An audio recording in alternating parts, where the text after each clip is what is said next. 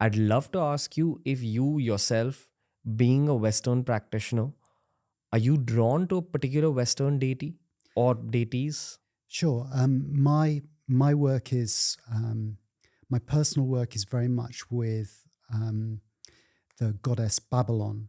Now, this is the goddess who you find in the final book of the Bible in Revelation, and the goddess who's described here is evoked by John of Patmos as a reaction to magic and a reaction to the paganism of ancient Rome. So he takes the idea of the divine female and he turns it into a very powerful but a negative telling of the female divine.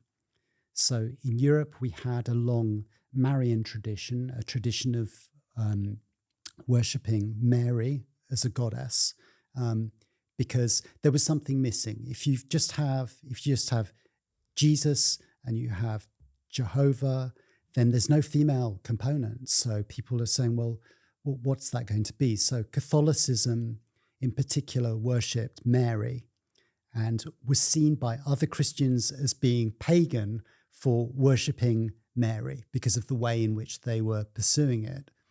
But that's because the history of Christianity and the way that it was able to spread across Europe was by absorbing a lot of these pagan elements and turning them, speaking in the language of the people, because you need a mother goddess. Like every culture has a mother goddess. So Mary formed the locus for that. She formed the focus for the ideas around the female divine. But in focusing on Mary has no sexual aspect because she's a virgin and she gives birth to Jesus. So the aspects of female sexuality in particular were demonized and they were all pushed into the character of Babylon in the book of Revelation. So my particular interest is very much like it's similar to the forbidden aspects of Tantra, the like, as you see with like the 5 M's, right? Yeah. Wow. Yeah. So we're doing that, but we're doing that with Christianity. Okay, going back to what I said about Hindu Tantra context, our main goal is to reach the divine. On the way, you're given tests and you need to pass those tests, and you're also given siddhis and blessings. Um, the thing is, when you actually take up actual Tantra practice in India and when you're guided by a guru, you get to choose the pathway you want to go down.